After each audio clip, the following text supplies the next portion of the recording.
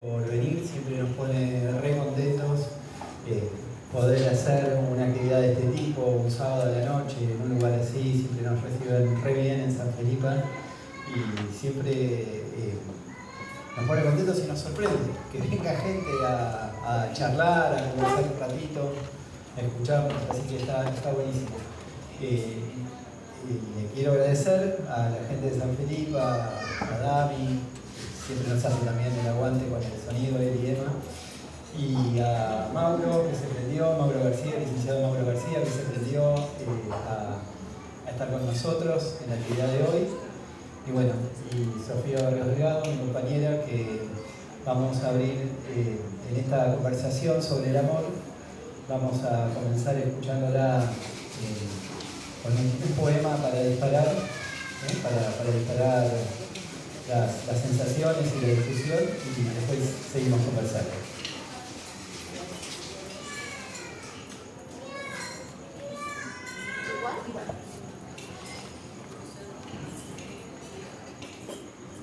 Hola. Bueno, voy a leer un poema de una poeta que admiro mucho, se llama Carla Saulo. Se llama Cebras. Cebras que pastan, el amor tiene formas así, penachos, cuando logra que el minuto se complete, devore la hora preñada de días, tal vez de años, tal vez fila de estrellas, y mueva la cola al compás de las moscas, y las moscas se retiren a su muerte por un rato. Anoche me encontré con una, no pastaba, bebía con paciencia de cebra de unos ojos. Me hizo pensar que quizás el amor podría haber cambiado de elemento, porque esa cosa también va por el aire. Se han visto nubes con forma de caballo, naranjas, duraznos perfectos. Se pudo ver el cielo entero alguna vez. ¡Qué tiempos! Pero el aire ahora no quiere darnos nada, y no hay un minuto vacío, vivo, abarrotada de conciencia, en el congreso de usureros, en la fábrica de anteojos. Podría morir de asfixia o vidrios rotos. Podría morir de tantas cosas, invadida por la fe descerebrada, mordida por la artrosis, la gangrena, o por besar una pantalla y recibir la patada eléctrica de todos los tolos. ¿O no? Mirá la vida, ese trueno que ahora escucho, ese rayo por las nubes, no es la cebra desbocada que regresa. Bueno, muchas gracias, Sofi. Y lo escuchamos al licenciado Mauro García, que nos va a hablar de las neurosis del amor. Bueno, muchas gracias por estar, por escuchar. Primero me voy a permitir agradecerle a Gustavo y a Sofi por la invitación al espacio, del cual también estoy muy contento de poder compartir y encontrar este espacio a San Felipe, por alojarnos, por invitarnos. Mi nombre es Mauro, soy psicólogo, soy psicoanalista, y bueno, Gustavo me planteó que venga a hablar del amor, y es algo de lo cual los analistas, aunque quizás pasa desapercibido, trabajamos de forma cotidiana. Diría que es una de nuestras tareas principales en el consultorio, y hoy quería hablar de las neurosis del amor, que tiene que ver con que podamos pensar si es que amamos como queremos o amamos como podemos, ¿no? Y hasta dónde es que nuestra neurosis nos permite amar. ¿Y qué nos pasa? ¿Qué nos pasa en nuestra psiqui cuando nos encontramos con eso del orden de lo amoroso? Porque en principio nuestra neurosis tiene que ver con una serie de mecanismos defensivos que tenemos, con los cuales inconscientemente vamos respondiendo ante la relación con el otro. Y pensaba, bueno, ¿desde dónde conversar sobre esto? Y me parecía que la forma más clara y la que solemos utilizar los analistas es traer alguna viñeta clínica. Y bueno, pensando en lo amoroso, me vino una paciente con la que trabajé esta semana, Alejandra, una paciente que viene en análisis hace un tiempo ya. Es una mujer cercana a los 40 años, profesional, reconocida, tiene un desarrollo en el mundo académico, da conferencias, da charlas. Sin embargo, en lo amoroso no hay match, no aparece, ¿no? Y esto es parte de lo que ella en algún punto la trae al consultorio, ¿no? El decir, che, ¿qué pasa acá? Tengo una vida profesional desarrollada, exitosa, sin embargo, a la hora de la relación amorosa hay algo ahí que no se estaba armando. Bueno, eso fue un poco un disparador inicial. Con el tiempo, Alejandra, hace 1 año y pico, logra armar, en medio de los ponchazos, una relación. Y finalmente, con más dudas que convicciones, inicia una convivencia, ¿no? Una de estas convivencias modernas que son más como una prueba, piloto, ¿no? Donde va tanteando a ver qué pasa y viendo qué resulta, ¿no? Y bueno, ahí con sus roces y con sus dificultades, llega esta semana a la consulta y me dice, me peleé con Lautaro. Bueno, ¿qué pasó? Me cuenta que el domingo se levantan y Lautaro es de estos que le gusta salir a correr el domingo a la mañana. Y ella se pone a corregir parciales. Él, antes de irse, le dice que cuando volviera iba a traer pastas y que ella lo esperara con el agua caliente. Le da esta indicación, bien obsesivo, bien controlador. Él se va, pero le dice qué es lo que tenía que estar haciendo ella. Sí, ella sigue corrigiendo. A mitad de camino, cuando él ya estaba volviendo, le manda un mensajito y le dice, ya estoy en camino, pone el agua. La cosa es que, ¿qué pasó? Llegó Lautaro y Alejandra estaba absorta en el mundo de los parciales, el agua no estaba. Y ahí, bueno, se armó estas batallas amorosas convivenciales que cualquiera que haya estado en esa dimensión puede conocer, ¿no? Porque al final el equilibrio del mundo depende de cada pavada y la falta del agua caliente fue lo que detonó una batalla en donde empezó a salir de todo, ¿no? Él le dice que no le da bola, que por qué no puso el agua, ella le dice que te metés, por qué no lo haces vos. La cuestión es que Lautaro se va. Se va y Alejandra se queda enojada, más bien, ¿no? Lo manda ahí medio cagado.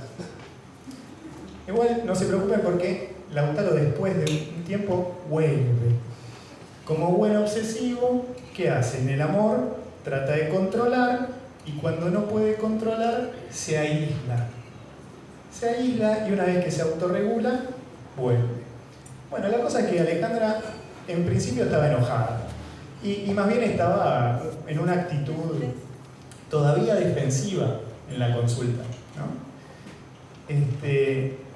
Y ahí un poco lo que podríamos perdernos en tratar de esclarecer quién tenía razón, si el agua sí, si el agua no, pero ¿qué escucha el analista ahí? ¿Sí? ¿Vos querías poner el agua caliente? Sí. ¿Y qué pasó? Me olvidé. Un olvido, ¿no? El olvido, bueno, es una de las manifestaciones de lo inconsciente, decimos. ¿Qué pasó con eso? ¿Qué pasó con ese olvido que también tuvo este lapsus de no mirar el celular, de estar tan metida con los parciales, ¿no? Y ella ahí se pregunta sobre eso. Dice, no sé qué pasó. Pero cuando tiene que dar cuenta, dice, a mí el trabajo me absorbe. ¿Sí? Y esto es una de las características que ella tiene. En lo profesional hay mucho desarrollo, tanto que por momentos ha sido algo de lo que después, en algún momento, la dejó preguntándose por qué pasaba más allá de su vida profesional.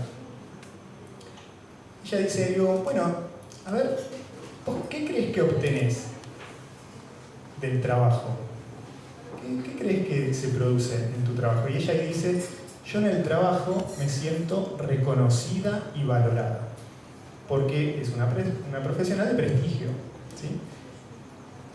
Y ahí yo saco un poquito como el bisturí, ¿no? Y digo, ¿será que en lo amoroso no te sentís reconocida y valorada? Y ahí Alejandra quiebra el llanto, ¿no? Y ahí cuando uno dice, ok, acá arranca la sesión, ¿no? Nos acomodamos porque, bueno, listo, ahora sí, ¿no? Ahora tenemos algo sobre lo que trabajar. Y ella dice, bueno, ahí aparece una producción de otro orden, dice, yo nunca me sentí reconocida por mi mamá. Ok, bueno, a ver de qué se trata esto. Y trae de que ella tenía una hermana, ¿sí? Y que la madre, ella sentía, siempre le prestaba más atención y dedicación a su hermana. No le daba bola a ella, no se sentía reconocida por su mamá, ¿sí? Y hasta ahí uno diría, bueno, que una percepción de Alejandra. Pero ¿cómo respondía ella frente a esta percepción de rechazo? ¿Qué hacía? Se iba a lo de una vecina que la recibía en la casa y mientras corregía parciales, porque era profesora, ella la ayudaba. Entonces ella encuentra un lugar de resguardo en esta otra posición. Ahora, hasta ahí ya íbamos bien. Pero, ¿qué es lo que termina develándose? Una capita más. Que esta hermana, ella se entera de grande, que en realidad era su media hermana. Es decir, era hermana por parte de madre, pero no compartían padre. Y esto no estaba enunciado en la novela familiar. ¿Por qué? Porque el padre de Alejandra conoce a su mamá cuando ella transitaba los primeros meses de un embarazo. Y entre ellos acuerdan que él se iba a hacer cargo de ese bebé. Pero esto no lo nombran ante nadie. No lo nombran en la familia, ni siquiera con esta hermana. Entonces, lo que Alejandra percibía como el rechazo de su madre era en realidad el sentimiento de culpa que la madre tenía para con su hermana, a la cual compensaba. Porque la compensaba porque no le daba un reconocimiento. La que no la reconocía era la hermana. Pero Alejandra, sin saber nada de todo esto, creía que el rechazo era sobre ella. ¿Y qué hacía? Lo compensaba. Bueno, ahí ella logra empezar a construir esta identidad a través de esta vecina con la cual desarrolla este vínculo de reconocimiento que no encontraba en su madre, forja una identidad que la protege.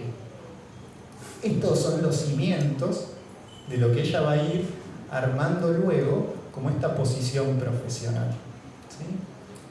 Entonces, lo que podemos ir viendo es cómo en lo amoroso van a estar en juego nuestras marcas constitutivas en la relación con el otro primario. ¿Qué quiere decir esto? Sería en la fantasmática, inconsciente, tempranísima, de la relación con su madre había un rechazo no nombrado. Es decir, ella ve a la madre mirando a su hermana y ella siendo alojada por el trabajo de una vecina. Es ahí donde ella se reconoce y donde encuentra un modo de protegerse de eso que la lastima, de eso que le duele.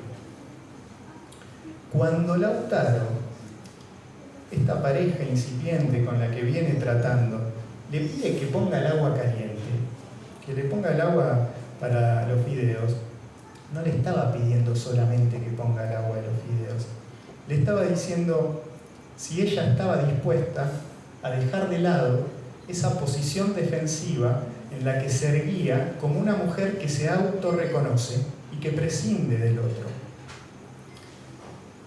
Freud va a decir que a la hora de hablar del amor, el que ama sufre y el que no ama se enferma. ¿Sí? ¿Qué quiere decir esto? Bueno, que el amor incomoda, que el amor es algo que nos raspa, que nos coloca en un lugar de vulnerabilidad. ¿Qué sería la vulnerabilidad para Alejandra? Bueno, en este caso, poder ofrecer su falta. Ella como profesional, mujer exitosa, académica, es completa, es plena, se autopercibe en algo autoerótico, donde corregir parciales es algo que prescinde de que el otro vuelva o no vuelva. Ella se levanta el domingo y su pareja se va, y ella sin darse cuenta, al percibir un rechazo, se autocompensa yendo a su lugar común, a ese refugio defensivo donde sabe cómo protegerse. Se protege con este baño de profesionalidad. Así se empieza a constituir un poco el yo. El yo tiene sus cimientos en el narcisismo, ¿no? Cuando hablamos de avanzar en lo amoroso, estamos hablando de perder narcisismo. Quien se ofrece a amar tiene que estar dispuesto a perder. Por eso, quizás es que Alejandra durante tanto tiempo evitó, sin darse cuenta, el campo de lo amoroso, porque para ella era un lugar de peligro. ¿Por qué? Porque ahí sí habitaba uno de sus miedos fundacionales, uno de sus dolores más grandes, una niña que cree que su madre la rechaza. En análisis logra dar cuenta que quizás eso no era un rechazo, que quizás era el no poder de la madre, del cual ella misma no podía hacerse cargo. Y que entonces el poder poner en juego lo amoroso era poder perder un pedacito del yo. Cuando apostamos por lo amoroso, tenemos que hacerle lugar al otro en un lugar que nos insta a perder. ¿Sí? A perder algo de un goce autoerótico, un goce narcisista, esta posición en donde nos regulamos en esta construcción yoica. Lacan va a decir que el amor es dar lo que no se tiene. ¿Sí? Después le agregan a quien no es, pero eso ya sería como enredarnos un poquito. Amar es dar lo que no se tiene. ¿Sí? ¿Qué es lo que tiene que dar Alejandra acá? Porque ella, si no le va a dar su falta, ¿en dónde entra el otro? Entonces, ¿qué es? Una mujer completa, exitosa, que lo que le falta es el marido imaginario.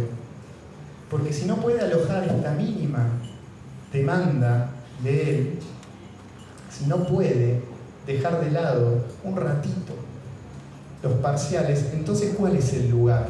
¿No? Y por eso es que colapsa el vínculo en un punto, no porque sea un error o porque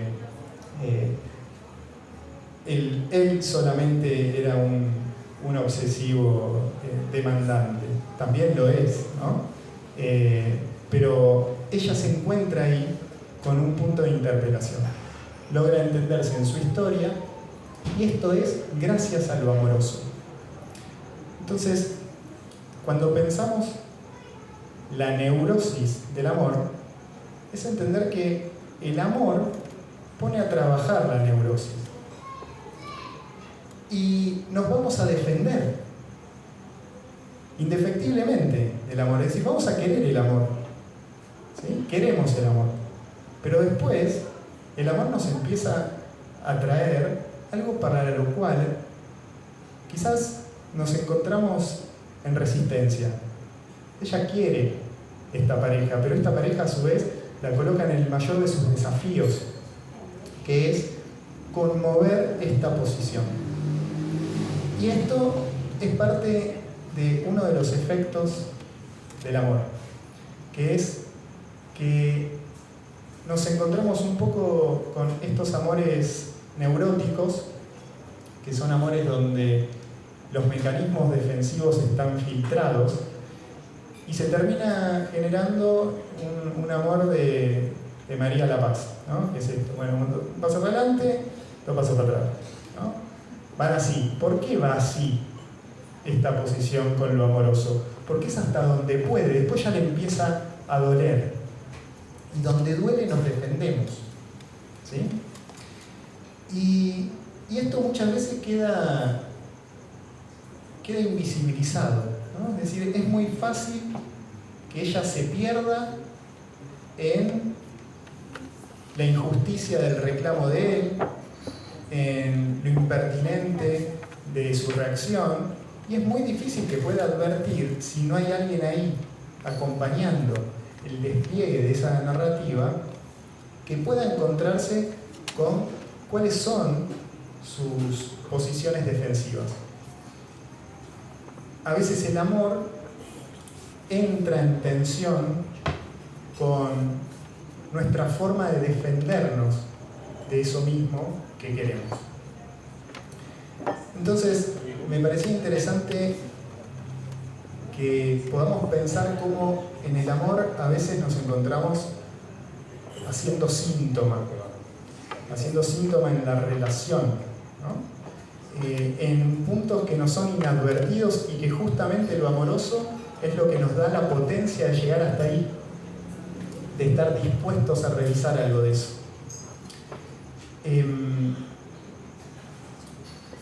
Quería, en ese sentido, vieron que tendemos a conocer un montón de aspectos nuestros. Lo más probable es que si acá abrimos micrófono para que cada uno me diga de qué signo es, qué ascendente tiene y cuál es la cuadratura del cielo esta semana, estoy seguro que la mayoría alguna data maneja.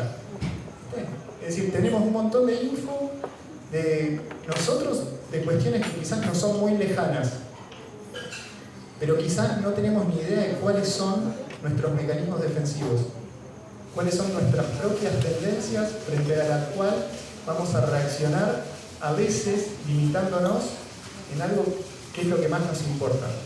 Yo no sé cuánta incidencia tiene la astrología en el amor, no lo sé. Ni cuánta incidencia pueden tener los algoritmos de las redes en que conozcas o no a alguien, no lo sé.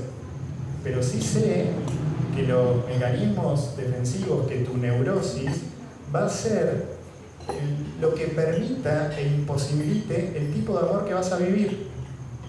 Es decir, vamos a vivir el amor que nuestra neurosis nos permita.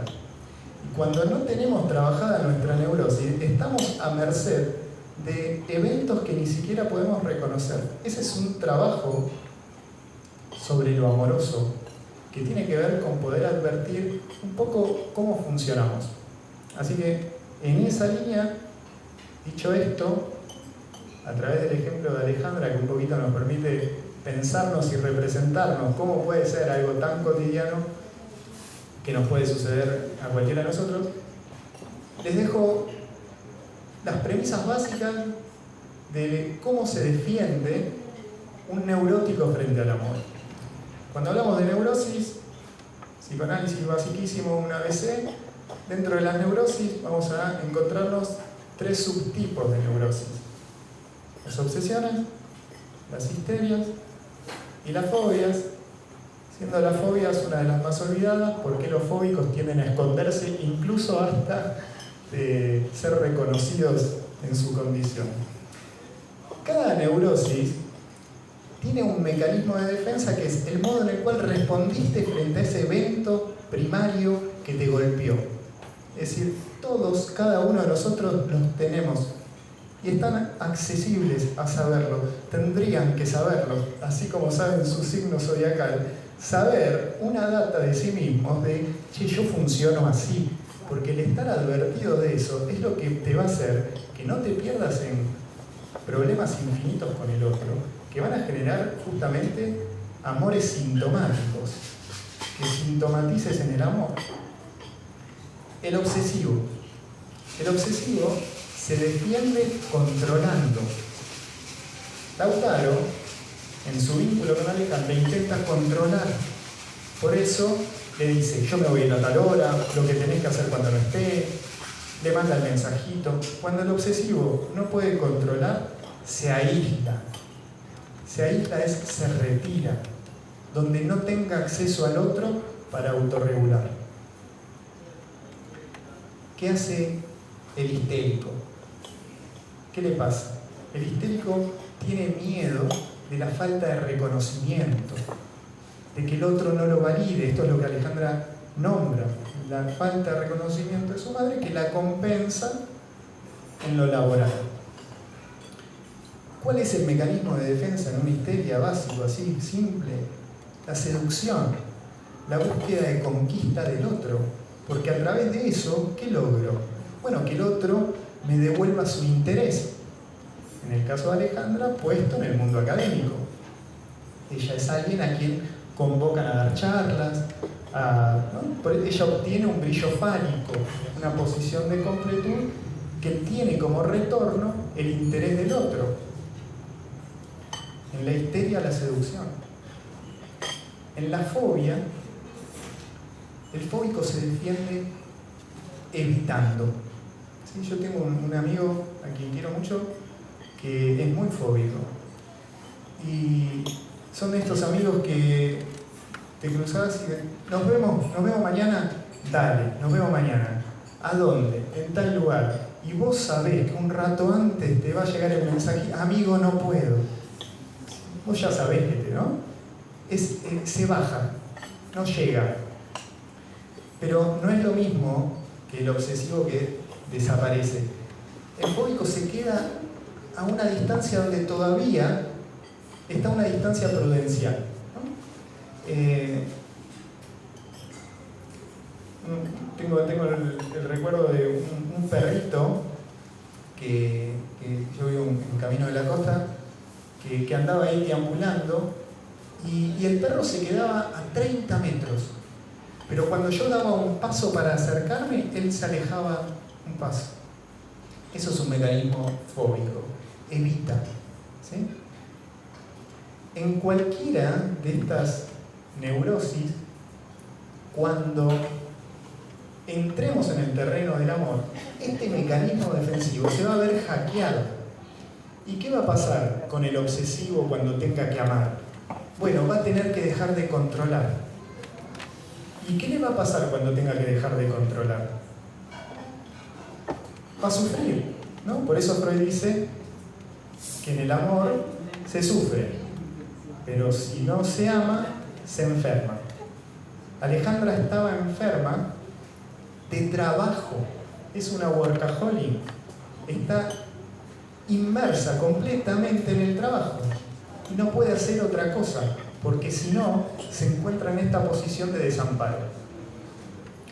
Entonces, el recuperar una dimensión de que amamos a través y por nuestra neurosis es entender que el amor no es un match circunstancial ni algo con lo que nos crucemos y que funciona o no funciona, sino que es un trabajo lo amoroso que nos insta a revisar y a trascender mayormente estos lugares donde nos sentimos vulnerables.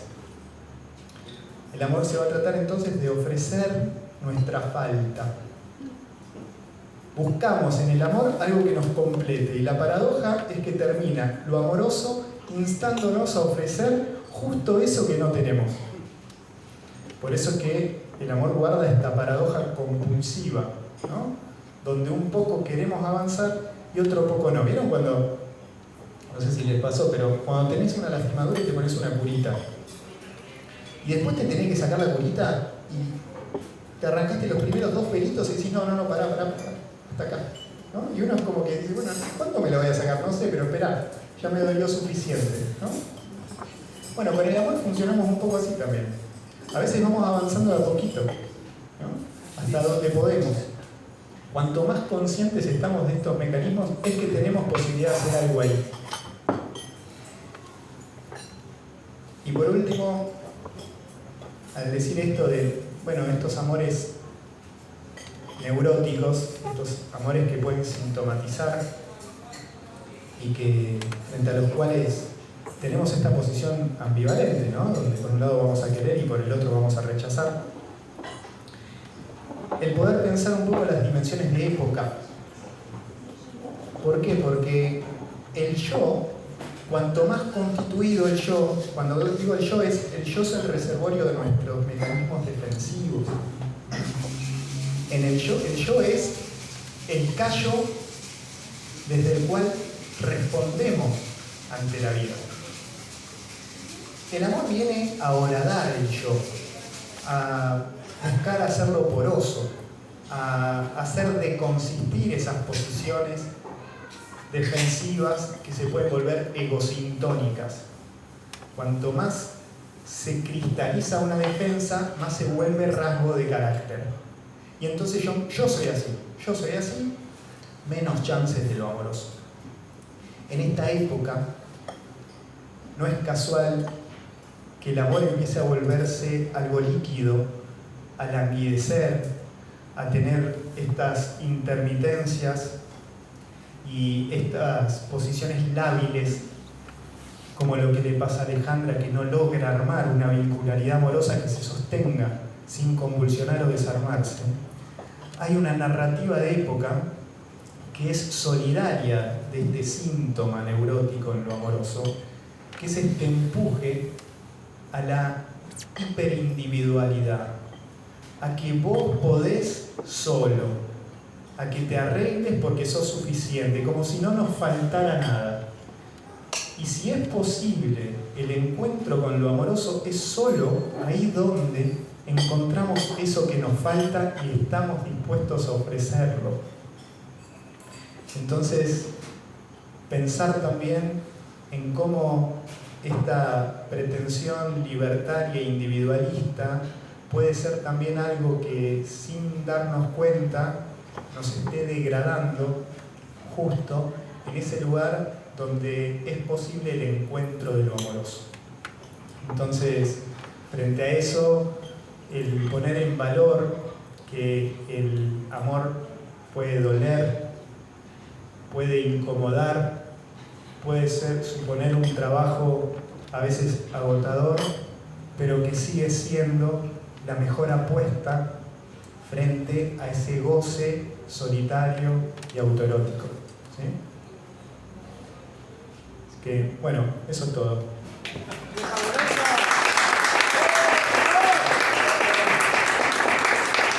Muchas gracias, Mauro. Sí, claro, obvio. La escuchamos a Sofi.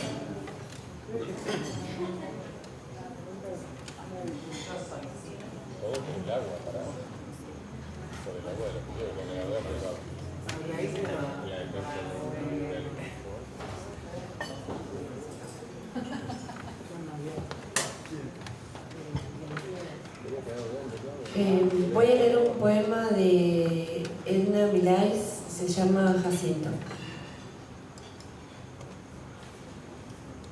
Ama a un hombre que quiere más a un jacinto de lo que nunca me querrá a mí. Cuando de noche salen los ratones, no puede dormir.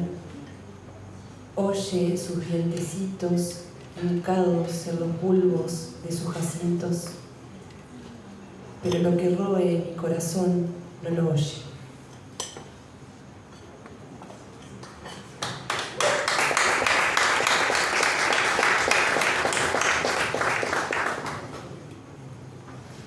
Bueno, gracias Mauro, gracias Sofi. Bueno, vamos a ver cómo sale esto. Quiero empezar contándoles un cuentito, después vamos a hablar del amor, pero por ahora escuchen nada más el cuentito, la historia. Había en un reino muy lejano un rey que había tenido 3 hijas. Las 2 mayores eran unas chicas muy bonitas, muy lindas, pero la tercera era de una belleza descomunal. Parecía de otra dimensión, parecía inhumana su belleza. Esto ocurría en la antigüedad, entonces en esa época la gente, sorprendida frente a la belleza de esta señorita, le hacían ofrendas, le rezaban, se inclinaban a su paso, festejaban continuamente esta belleza, venían desde reinos lejanos nada más para contemplarla. A tal punto concurría la gente a contemplar su belleza que esto llegó hasta los oídos de los dioses del Olimpo. Y en particular, porque vamos a hablar del Olimpo latino, llegó a los oídos de la diosa Venus, ¿no? Venus en el Olimpo latino, o que corresponde a Afrodita en el griego, es decir, una diosa bellísima y una diosa del amor, que se ofendió, se sintió profundamente ultrajada y agredida. ¿Cómo puede ser que la gente ya no me rinde homenaje a mí, mis altares están vacíos, me desprecian, nadie viene a homenajear mi belleza y en lugar de homenajearme a mí, van a homenajear a esta chica que es una simple humana, una simple mortal? El nombre de esta chica tan hermosa es Psiquis. Y sus 2 hermanas mayores, siendo así tan bonitas, hubo reyes de otros reinos que se acercaron a pedirle su mano. Pero esta señorita era tan hermosa que simplemente Psiquis era tan hermosa que simplemente dejaba pasmados a los que la veían. Quedaban perplejos y nadie se animaba ni siquiera a acercarse a ella. A tal punto entonces que Psiquis quedó sola. Ella veía que pasaban los años, seguía siendo virgen, no tenía pretendientes y llegó a maldecir su belleza porque se daba cuenta que esa belleza la aislaba de las demás personas. Pero recordemos que al mismo tiempo está Venus, que está profundamente envidiosa y celosa de la belleza de Psiquis.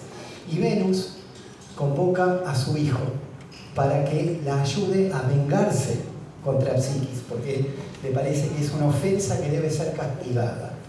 Y entonces el hijo de Afrodita se llama Cupido, ¿no? Cupido, el famoso dios del amor, el del arco y la flecha, Eros en la mitología griega, Cupido en la romana. Y entonces le dice, asegúrate que Psiquis se enamore del monstruo más horrible que puedas encontrar. Este va a ser el castigo, hacer que ella quede perdidamente enamorada de la criatura más monstruosa que haya sobre la tierra. Mientras tanto, el padre de Psiquis va al oráculo de Delfos, ¿no? Es el oráculo dedicado al dios Apolo, a averiguar qué puede hacer para que Psiquis consiga casarse, para que tenga un pretendiente. Y el oráculo le dice al padre que no hay nada que se pueda hacer y que lo que tienen que hacer es vestirla de luto, porque está todo perdido, vestirla de luto y llevarla a una montaña muy alta, al risco más alto, donde allí será secuestrada por una criatura bestial. Entonces el padre y la madre lloran, pero saben que tienen que cumplir con lo que dice el oráculo y efectivamente hacen esto, ¿sí? Acompañada de todo el pueblo que la despide, marcha junto con sus padres a la cima de la montaña y cuando está en la cima de la montaña viene un viento que la arrastra y la deposita en una pradera. Cuando está en una pradera es un valle hermoso, lleno de flores y de árboles, y un gran castillo de oro y de las maderas más hermosas y más lujosas. Se anima a entrar a ese castillo, en ese castillo empieza a encontrar música, escucha voces como de sirvientes invisibles que le preparan el baño, le preparan un manjar y luego la llevan a una habitación donde puede descansar. y ella duerme en ese palacio, Psiquis duerme en ese palacio esa noche, y esa noche va a perder la virginidad, porque durante la noche va a aparecer una criatura que la va a poseer. Y Psiquis se acostumbra a vivir en ese castillo, sigue viviendo allí, y por un lado está complacida de los manjares, los lujos y la belleza del lugar, y también está complacida con esta criatura que aparece a las noches y la posee. Pero empieza a extrañar un poco a su familia, al contacto con los otros humanos, y entonces se anima a hablarle a esta criatura que aparece durante las noches. ¿No? Todas las noches hacen el amor y se duermen, y ella se anima a decirle que ella necesita que las hermanas la visiten. Entonces, esta criatura primero se niega y finalmente accede. Las hermanas les hacen llegar el mensaje, suben al mismo risco, un viento las arrastra, las trae hasta el palacio, Psiquis las abraza y las hace pasar a las hermanas, y las hermanas también disfrutan de la comida, de la música, pero cuando se van empiezan a hablar entre ellas, ¿no? ¿Qué pasa con las hermanas? Che, esta Psiquis, ¿quién se cree que es? ¿Cómo va a tener semejante lujos? A nosotras que somos las mayores. Tengo por acá, porque me gustó mucho cuando ellas empiezan a hablar mal de sus maridos, ¿no? Que se han casado con reyes las chicas, pero ya cuando ven cómo vive Psiquis y los sirvientes invisibles y los baños y las comidas, ya no están tan contentas en la comparación, ¿no? Porque así funciona la envidia. Una dice: fui casada con un marido más viejo que mi padre y más calvo que una calabaza y más flaco que un niño, guardando de continuo la casa. Y la otra le dice: pues yo sufro a otro marido gotoso y aún encorvado, por lo cual nunca tengo placer con él, fregándole de continuo los dedos endurecidos como piedras, con medicinas hediondas, que yo estoy harta de tantos trabajos, bueno, etc. Entonces empieza a aparecer la envidia, y entonces estas hermanas empiezan a confabular y le empiezan a llenar la cabeza, ¿sí? ¿No? Empiezan a hacer otras visitas y le empiezan a decir: pero acordate del oráculo, ¿no? Que decía que era como una serpiente ese monstruo, tendrías que saber con quién estás, es una criatura horrible. Ella en uno de los encuentros le confiesa que está embarazada y dice: claro, por eso el monstruo quiere que engordes, por eso te da esta comida, y además quiere que crezca un niño en tu vientre para después comérselos a los dos. Empieza a sembrar la desconfianza, hasta que la convencen de hacer lo siguiente, un plan que ella lleva a cabo, que es prender una lámpara de aceite y tener una daga, y animarse a poner la lámpara, prender la lámpara a la noche, porque la orden era que a la noche la casa tenía que estar oscura, y animarse a ver al hombre con el que duerme, o a la criatura con la que duerme todas las noches, ¿no? Entonces ella hace esto, prende la lámpara, toma la daga, la acerca a la cama después de que ya han estado juntos y ya se han quedado dormidos, la rutina de todas las noches, acerca la lámpara a la cama, ¿y a quién ve?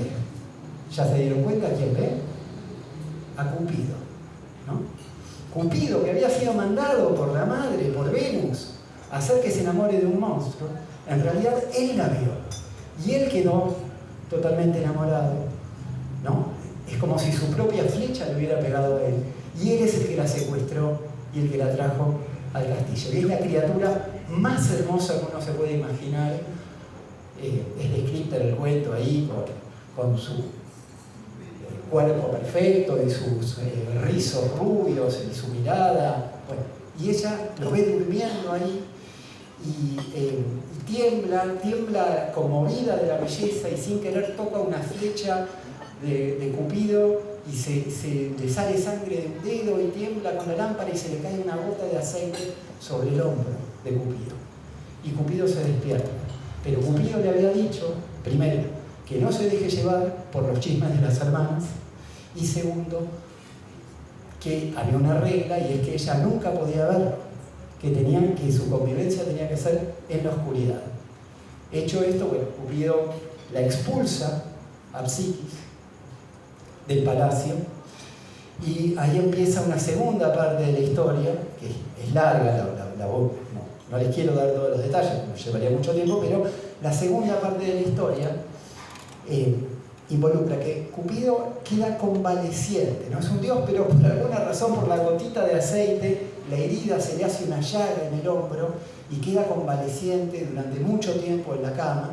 Y mientras tanto, Venus, que descubre que su hijo, en lugar de hacerle caso y castigar a esta chica, se enamoró de ella, le manda una orden, vía Mercurio, una orden a todos los humanos y todos los dioses a que la capturen, la captura y la somete a una serie de pruebas terribles. Luego, en primer lugar, le dan una cantidad de azotes, la castigan, y luego la va sometiendo a una cantidad de pruebas que ella va resolviendo.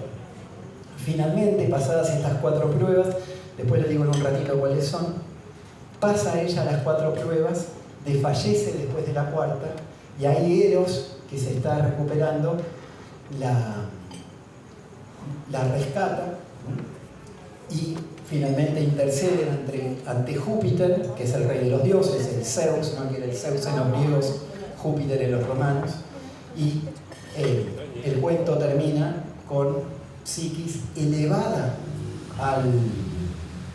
al Olimpo, convertida en una diosa y casada con Cupido. Psiquis termina casándose con Cupido y convertida en diosa. La hacen tomar la ambrosía, ¿no? el néctar de los dioses, y con eso pasa a ser una inmortal, una par, ¿no? Porque era uno de los problemas también, como, ¿no? Lo que decía Venus, es cómo mi hijo se va a casar con una simple mortal. Bueno, queda elevada a ese rango de divinidad y termina casándose con Cupido y termina en un final feliz, ¿no? Y teniendo su hija. El nombre de la hija, ahora voy a decir un ratito algo sobre eso, pero el nombre de la hija de Psiquis y Cupido es Placer. Bueno, hace un ratito lo anoté por acá, a ver si puedo leer lo que anoté.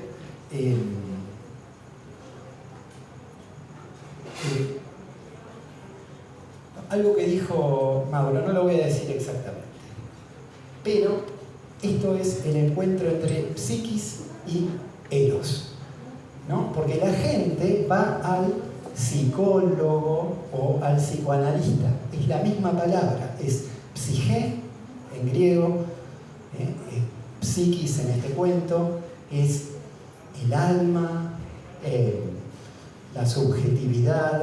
Uno en teoría iría a un psicólogo a, entre comillas, curar un padecimiento del alma. Pero casi siempre lo que pasa es que cuando los consultantes vienen a la primera entrevista, ¿de qué hablan? ¿Hablan de Psiquis? No, hablan de Cupido. No hablan de Psiquis, hablan de Eros. Van al psicólogo, pero en realidad tendrían que estar yendo al cupidólogo, ¿no? Porque casi siempre va a ser cuestiones como la que decía Mauro. No sé qué me pasa que no logro formar pareja, porque mi mamá quería más a mi hermanito que a mí, típico, clásico, ¿no? O porque mis amigos me excluyen. Es decir, Eros, el amor, por ahí no siempre en el sentido estricto freudiano de que siempre se trate de la sexualidad, pero algo de Eros, algo de la libido, algo del amor, siempre, en todas las consultas, o por lo menos en el 99,9% de los casos, siempre es acerca de Eros. Entonces, este es un cuento muy famoso. La historia que conté está en un libro de un autor romano que se llama Apuleyo, que es del siglo II antes de Cristo. Perdón, del siglo II después de Cristo. O sea, tipo, acá tengo anotadas las fechas, nació en el año 124 y murió en el 170. O sea, mitad del siglo II después de Cristo vivió este señor Apuleyo, que escribió este libro. El libro se llama El asno de oro. A veces se lo conoce también con el nombre de Metamorfosis. Es el momento en el que se estaba inventando la novela. No existían novelas, ¿no? El género literario de la novela aparece acá con la novela latina, la novela romana, Algunos dicen que el Satiricón es el primer ejemplo de novela que hay en la historia, es una de las primeras novelas que se escriben. Es esta historia de las novelas, esas historias que tienen historias adentro de historias, como Las Mil y una Noches, ¿no? Y una de las historias que se cuenta ahí es la historia de Psiquis y Cupido, ¿no? Entonces, yo no sé, hay algunos análisis por ahí, muchos análisis de la obra, hay algunos análisis de psicólogos, de psicoanalistas, pero a mí me parece que podría ser más famosa esta historia, porque tiene un simbolismo tremendo, ¿no? O sea, que Eros sea la parte divina en nosotros, que Cupido sea la parte divina. Y yo creo que con lo que terminó Mauro, lo que estaba contando recién, habla de que a veces se habla de una cierta neutralidad o de la abstinencia del psicoanalista, y es mentira eso. El psicoanalista está a favor de Eros, ¿sí? O sea, no conozco a nadie de mis colegas que se ponga contento cuando a los pacientes se les repiten las mismas frustraciones, cuando se deprimen, cuando tienen conductas autodestructivas. Ahí nos cuestionan.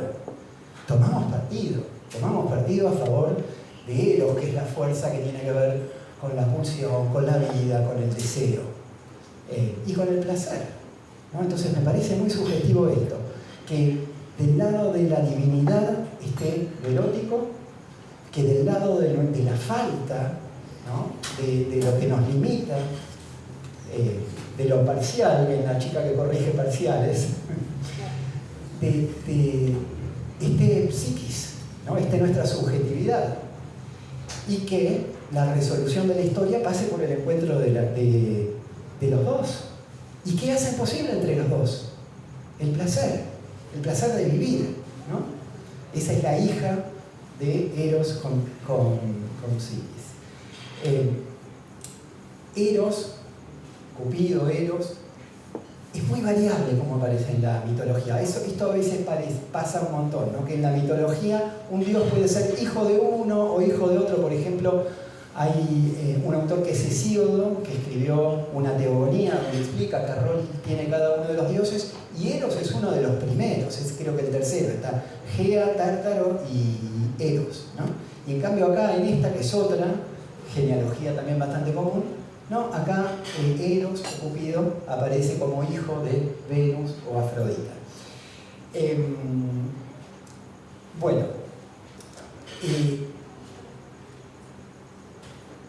Bien.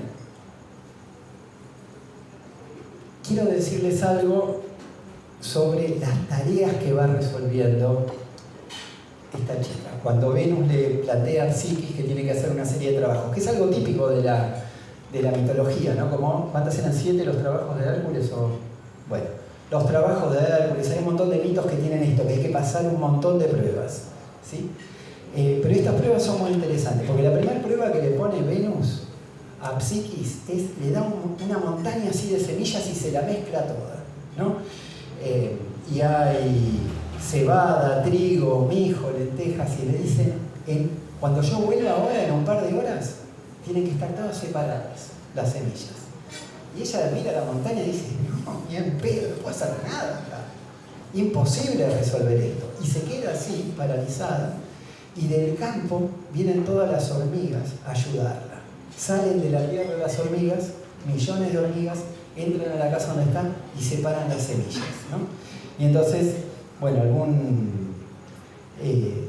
alguna interpretación por ahí psicoanalítica es como si lo que viéramos en los trabajos de Psiquis es un análisis, son los pasos que uno va realizando en un análisis. Entonces lo primero que hay que hacer es ordenar un poco. También en el ejemplo de Mauro, ¿no? Bueno, a ver, esto es del orden de lo laboral, acá te pasa esto en la pareja, el reconocimiento, cómo se te juega acá, estamos separando las semillas, el mijo para acá, ¿no? La cebada para el otro lado, es un trabajo sobre el interior, y uno podría pensar incluso a las hormigas hasta como el trabajo inconsciente, ¿no? Vienen de la tierra, vienen desde abajo estos bichitos, cuando incluso uno no tiene voluntad, no tiene energía, este trabajo que viene de lo subterráneo no se detiene.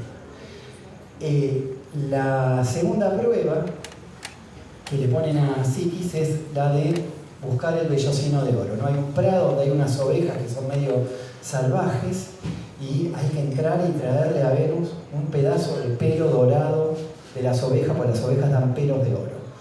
Y entonces, en lugar de meterse, como lo haría Hércules, a luchar contra las ovejas y arrancarle los pelos, ella espera el momento en que ya hayan comido, que se hayan calmado, entonces encuentra un bosque por donde pasan y calcula, cuando pasen por acá, algún pelo les tiene que quedar como enganchado en el bosque. Lo resuelve por una especie de astucia y les diría como de una intuición muy femenina, no luchando a lo bestia en estilo viril. La tercera tarea es obtener agua del río Estigia, que es un río que está arriba de una montaña, imposible de escalar, custodiado por dragones.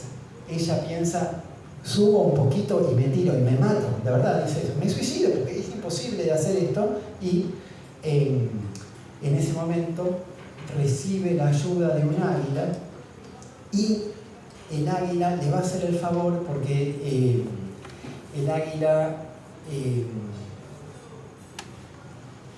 le debe un favor a Júpiter, que es el padre de Cupido. Venus es la madre, Júpiter es el padre. Entonces, como el águila piensa que Cupido está sufriendo por el amor de Psiquis, ayuda a Psiquis a resolver esta tarea. Entonces, de nuevo, no es como pensar en fuerzas que nos trascienden, fuerzas familiares, historias más amplias en las que estamos incluidos, que nos ayuden a resolver la tarea. Y la cuarta prueba que le pone es la más difícil de todas, que es descender al infierno, descender al inframundo, para obtener una caja que tenga un poquito de la belleza de Perséfone, para llevársela a Venus, que siente que se está volviendo vieja y que está perdiendo su belleza. Entonces Venus le pide esta misión. Es una misión complicadísima, llena de pruebas y de obstáculos, pero una interpretación posible es, bueno, este es el tipo de transformación que requiere también un proceso psicológico profundo, que es bajar al infierno y volver, es morir y volver a nacer. Es una transformación radical. Bueno, marco nada más un par de temas más. Uno es que es un relato también bastante rescatado por el feminismo, porque las resuelve ella, las pruebas, ¿no? Las resuelve Psiquis. No hay un agente masculino de la mano acompañándola en ese recorrido, con los recursos de ella que las resuelve, salvo que en la última prueba, fíjense lo que pasa, cuando ella puede superar los obstáculos más complicados, llegar hasta el inframundo, explicarle a Perséfone, rescatar esa caja que Perséfone le da y volver a llevársela a Venus. ¿Saben lo que piensa? Dice, después de que hizo las 4 pruebas y sabe que es la última prueba, dice esto: no puedo ser tan boluda de que después de que esta mina me mandó a hacer todas estas misiones, yo le voy a ir a dar la belleza de Perséfone a ella, en lugar de quedármela para mí.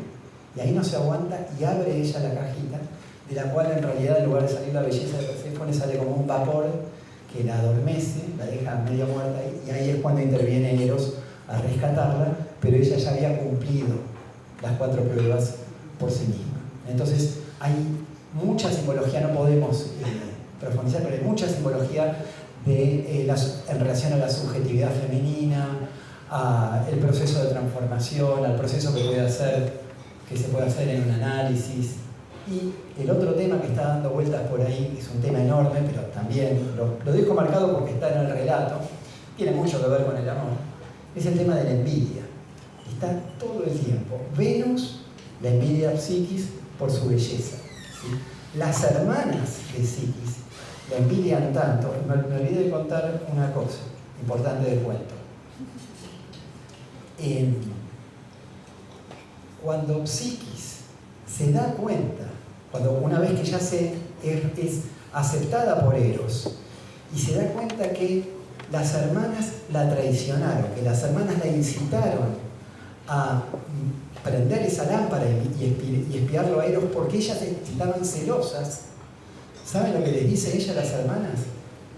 Van con cada una de ellas y les dice, es muy gracioso, le dice a una de las hermanas, che, ¿sabés que Eros me rechazó porque yo prendí la lámpara? Y dice que ahora no me quiere y que quiere casarse con una de mis hermanas.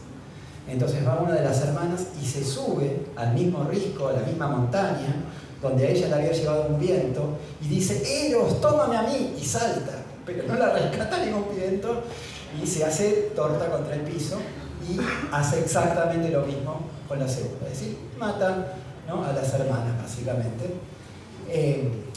Ahí hay algo también, ¿no? Está en juego la envidia entre las mujeres. Primero es como una envidia generacional entre Venus como figura mayor y esta figura menor de Psiquis, que a mí me hacía acordar como a los cuentos infantiles, a Blancanieves con la madrastra, etc. Y después la envidia con las hermanas. Que ahí habría como un contraste con Barba Azul, porque acá las hermanas, ¿no? En Barba Azul las hermanas con su curiosidad ayudan a desafiar el poder masculino. Acá no. Acá las hermanas están como esta fuerza que va contra de este impulso amoroso, exogámico de Psiquis hacia Eros, y entonces están más subvirtiendo ese proceso. Bueno, tiro esto nada más como posibles, digamos, para marcar que el relato tiene muchas posibles derivaciones y muchas interpretaciones simbólicas, pero a mí la que más me gustaba es con la que empecé, ¿sí? Esto de que sea un matrimonio entre esta fuerza inmortal por la que los psicoanalistas tomamos partido, que es Eros, y este lado que tiene más que ver con la falta, con la finitud, con la falla, que es nuestra subjetividad, nuestra psiquis, y el proceso de crecimiento, porque obviamente psiquis no es la misma de esa chica ingenua del comienzo del relato a esta pérdida de la ingenuidad en relación a las hermanas, en relación a Venus, a medida que va superando todas las pruebas y que le permite formar una pareja con Eros desde otro lugar, no ya desde el lugar de la sumisión como al principio de Melijo que no lo mira a la noche. Necesita transgredir, ser rechazada, pasar todas las pruebas y a partir de ahí, de esta elaboración de su falta, reencontrarse con Eros desde otro lugar. Así que esa era la parte que más me interesaba, independientemente de que también tiene todas estas posibles interpretaciones, estos modos de entrar al relato, que son también muy interesantes. Así que, bueno, vamos a escuchar un poema más de Sofi y después abrimos a comentarios y preguntas.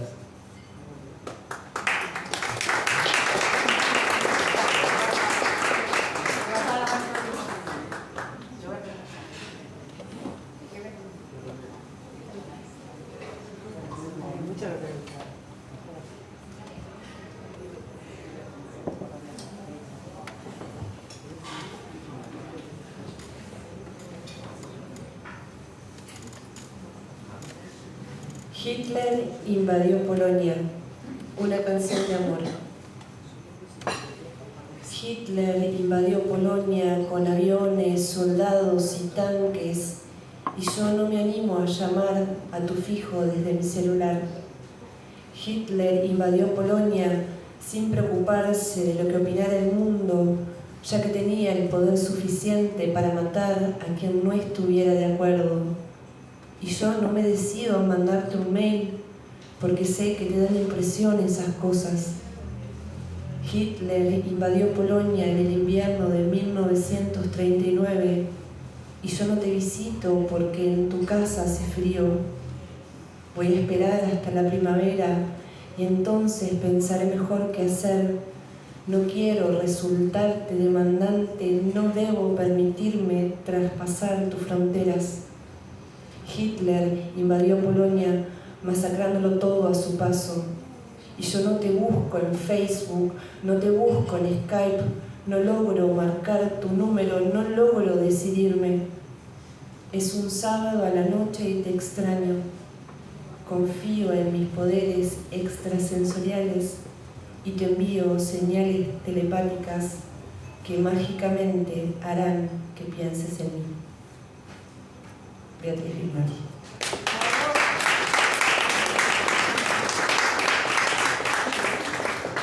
Bueno, muchas gracias por estar, por la atención.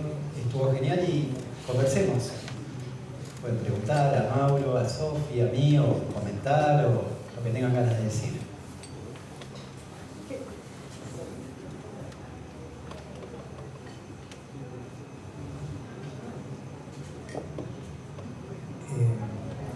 Bueno, yo escuchaba el relato y una de las cosas que pensaba dentro de todas estas travesías y todas estas epopeyas, ¿no?, por la que va pasando Psiquis, que parecían todos desafíos enormes, ¿no? Digo, subir a una montaña donde hay un río, bajar al infierno, y lo que pensaba es, bueno, en que lo atraviesa todo eso, ¿no?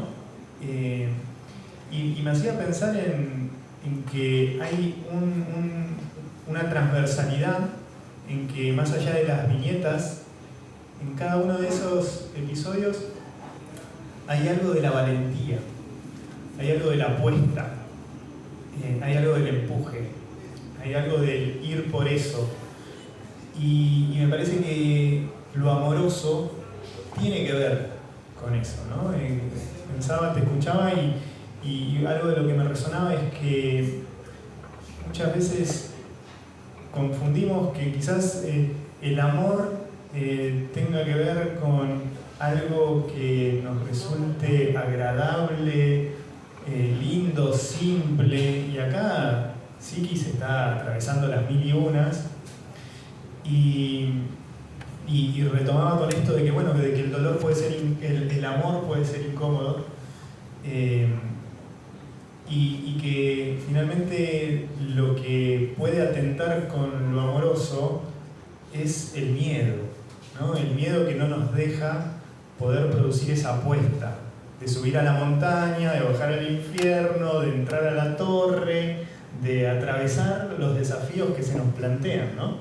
Y incluso ahí pensaba también en que, bueno, a veces no podemos, y que a veces podemos tener miedo. Y qué interesante contar con quien te preste, ¿no?, ese empuje, ese acompañamiento, con que ese lugar del amor en colaboración, ¿no?, donde el miedo pueda encontrar desde donde otros ahí se hagan soporte para ese viaje, ¿no? Sí, viste que presentamos 2 casos clínicos, ¿no? 2 viñetas, y que coinciden bastante. Esto no fue planeado, pero uno podría pensar las pruebas de Psiquis, las pruebas de Alejandra, donde ese empuje, por ejemplo, el patrón que repite acá el escritor una y otra vez ante cada una de estas 4 pruebas, es que ella todo el tiempo dice: yo no voy a poder hacer esto. No es la visión heroica desde el yo de ahora subir a la montaña, vamos. Ella dice: yo me mato, esto es imposible. Y de algún modo hay un trabajo que se va dando que no es muchas veces consciente, pero hay cosas que se van moviendo, aparecen las hormigas, aparece el águila, que son símbolos, ¿no?, de fuerzas inconscientes, fuerzas, elementos de lo simbólico que la trascienden y que van acompañando su trabajo. Pero sí, realmente. Voy.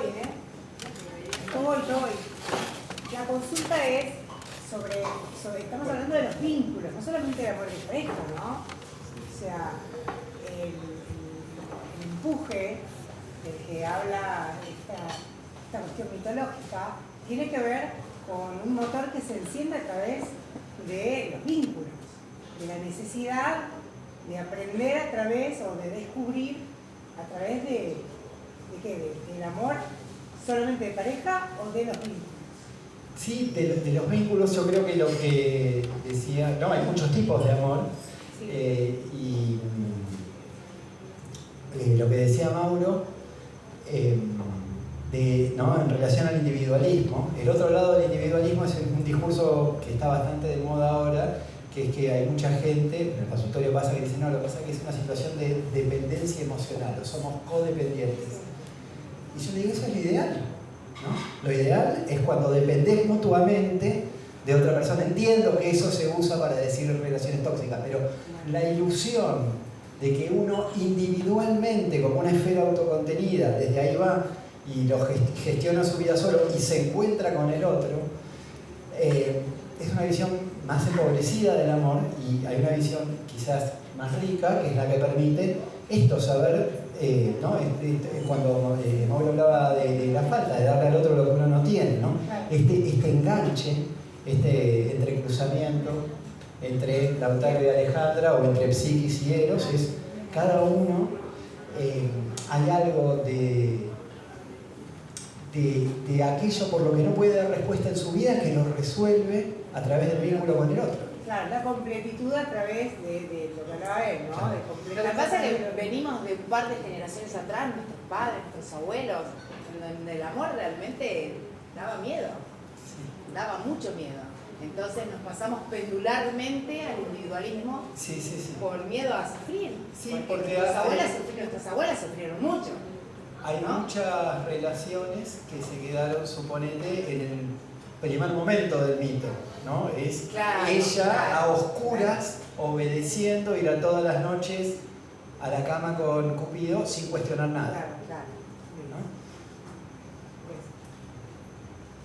¿no? Frente a esto de pensar lo amoroso y la pregunta si hablamos de los vínculos, lo que me parecía interesante traer es que a nivel psicoanalítico no pensamos en el individuo como un ser unívoco, sino de que estamos constituidos en el otro. Y por eso hablamos de que tenemos distintas instancias, incluso que uno dialoga consigo mismo, ¿no? Y tenemos una relación, tenés un vínculo con vos, y ese vínculo con vos está filtrado por esas otras fuerzas, ¿no? Que puede ser lo inconsciente o ese atravesamiento cultural, es decir, el otro nos constituye, y entonces ni siquiera es que exista propiamente, por lo menos desde la perspectiva analítica, un individuo, ¿no? Lo indiviso, al revés, estamos divididos, ¿no? Somos varios en cada uno de nosotros, ¿no? Y entonces lo relacional nos habita. Ponerle la típica también de consultores, cuando alguien viene con una frase del tipo, no, lo que pasa es que yo siempre la embarro, siempre en algún momento yo sé que la voy a cagar. Entonces lo primero que pensás, bueno, esa frase te suena, la sacaste de algún lado, ¿no? Hay alguien que te la dijo, muchas veces son cosas que circulan, ¿no? Donde uno por ahí repite cosas que estaban dando vueltas en lo familiar. Entonces sí, estamos atravesados por el otro, por el discurso del otro todo el tiempo. ¿Qué más? Por ahí viene acá. Sí. Ah. Venite, venite. No, me preocupa para que no te escuche acá. Sí, quizás pensar esto de la modernidad, la actualidad, cómo se piensa el amor en términos monogámicos, si no es una lucha entre lo biológico y lo cultural. Me gustaría saber la opinión de ustedes, si realmente somos biológicamente poligámicos y quizás culturalmente somos así. Volver acá y eso no hace parte de ese sufrimiento del que está hablando, porque es una lucha para muchas personas, no sé si para todos lo puedo generalizar, esa lucha continua sobre el erotismo hacia otra persona, que no puede ser consumado, sino detrás de ese sufrimiento, si lo consumo, es la tortura por el simple hecho de pensarlo. Buena.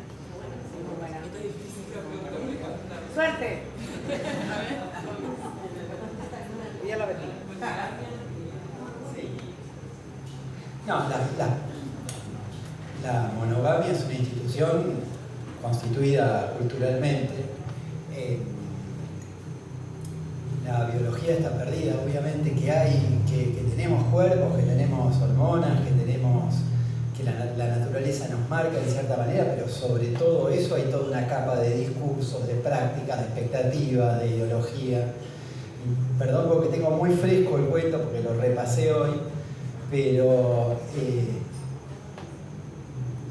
me salté varios detalles, pero hay un momento que Eros le pide, o sea, Cupido, ¿no? De nuevo, la versión latina es Cupido, le pide ayuda a Júpiter, que es el rey de los dioses, y le dice, escúchame, Venus está muy enojada, no quiere que yo me case con esta chica, Psiquis, dame una mano.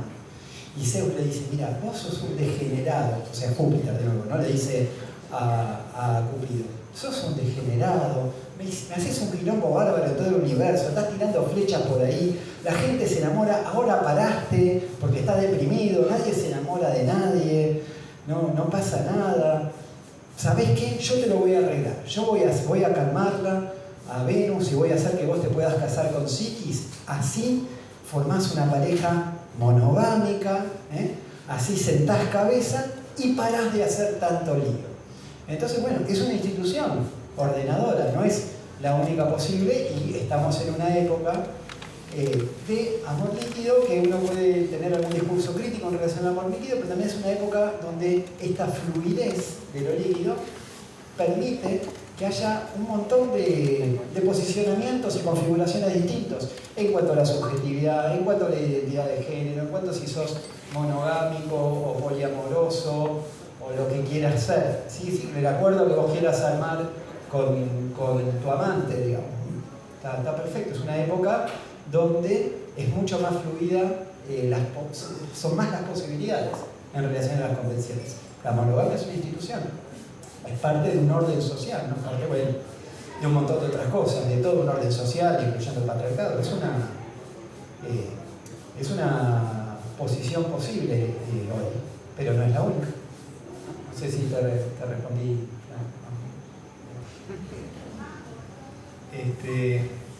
A mí en eso me parece interesante introducir, más allá de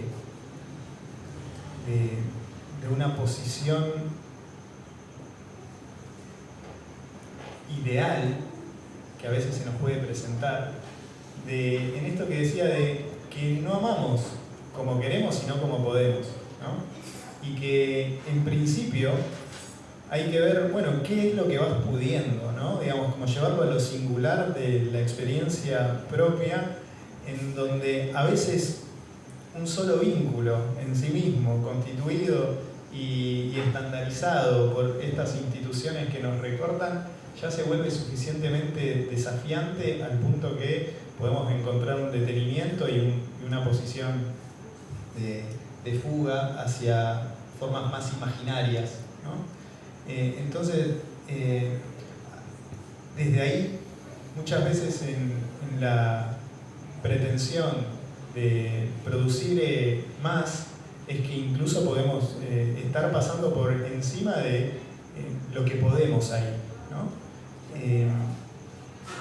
Y al menos en el consultorio aparece, ¿no? Hay búsquedas, hay apuestas, y esa es la parte que a mí me parece interesante de lo amoroso, tratando de hacerse lugar bajo las formas en que sea, ¿no? No se trata de la forma, sino de identificar que esa apuesta esté, porque ahí es donde va a estar la diferencia, si estamos produciendo algo de lo amoroso o si es una forma de diluir, de fugar y de evitar lo que el desafío o la interpelación de esa vincularidad supone, ¿no? Me parece que ahí viene como el tratar de ubicar qué es lo que está sucediendo en lo particular de cada quien, ¿no? Está fugado. Sí.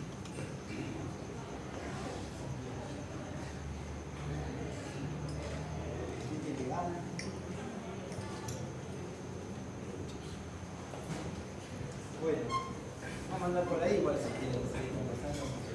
Muchísimas gracias.